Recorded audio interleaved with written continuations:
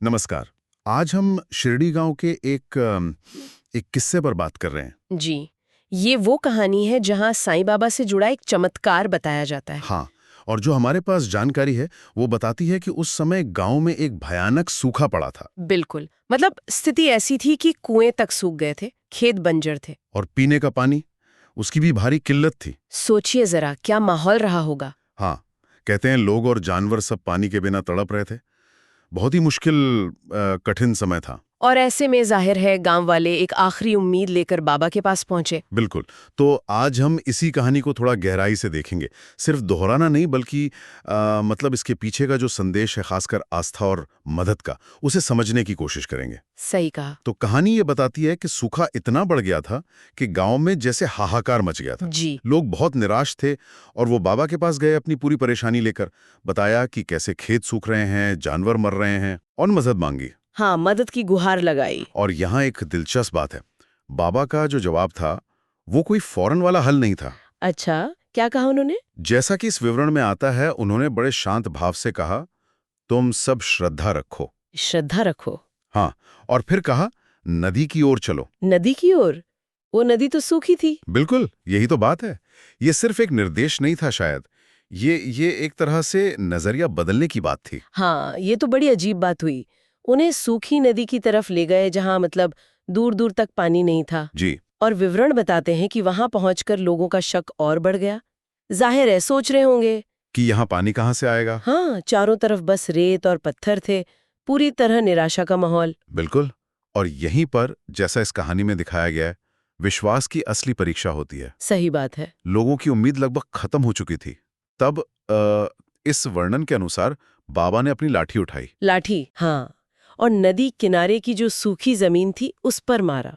और फिर जो हुआ वो सचमुच हैरान करने वाला था।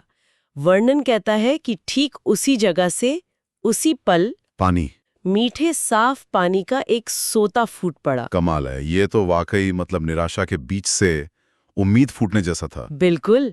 वो पल कैसा रहा होगा? कहानी बताती है कि गांव वाले खुशी से झूम उठे। हाँ, बच्चे, बूढ़े, जानवर, सबने जी भरकर पानी पिया होगा। हाँ, और फिर वो पानी खेतों तक भी पहुंचाया गया।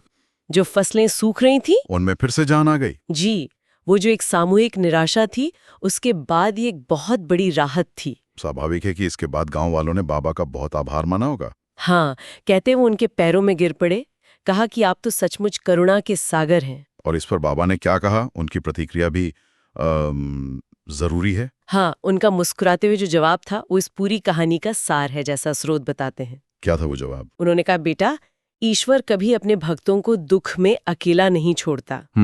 बस श्रद्धा और सबूरी रखो। श्रद्धा और सबूरी। हाँ, यानी अटूट विश्वास और धैर्य। इन दो बातों पे जोर था। और देखिए कैसे बाबा ने इस विवरण के हिसाब से सिर्फ अपने एक काम और कुछ शब्दों से पूरी निराशा को आशा में बदल दिया। तो ये कहानी सिर्फ एक चमत्कार की नहीं है। नहीं, बिल्कुल नहीं। ये इस बात का प्रतीक है कि कैसे मुश्किल हालात में भी, जब कोई सबूत न हो सामने, तब भी मजबूत विश्वास और धैर्य, हाँ, उनसे अप्रत्याशित रास्ते खुल सकते हैं। बाबा के शब्द श्रद्धा और सबूरी रखो, यही इस कहानी का निचोड़ है। सही कहा आपने। ये कहानी हमें सिर्फ एक घटना नहीं बताती, बल्कि ये दिखाती है कि कैसे मुश्किल समय में आस्था और धैर्य को ईश्वरीय मदद या किसी अप्रत्याशित सहायता से जोड़ा जाता है। हाँ, शायद ये विश्वास की मनोवैज्ञानिक शक्ति का भी एक उदाहरण हो सकता है। बिल्कुल, वो यही है कि आस्था में, विश्वास में एक बड़ी ताकत हो सकती है, खासकर तब जब हालात बिल्कुल उम्मीद के खिलाफ हो। बिल्कुल।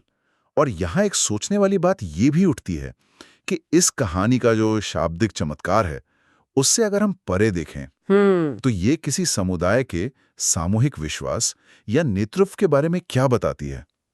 संकट के समय में मनोवैज्ञानिक रूप से एकजुट होने की जो ताकत होती है, उसके बारे में ये क्या संकेत देती है। सब्सक्राइब करें और जुड़ें साईं बाबा की भक्ति में रोजाना। भक्ति वीडियो सबसे पहले पाने के लिए बेल आइकन दबाएं। ओम साई राम लिखकर साईं बाबा का आशीर्वाद पाएं।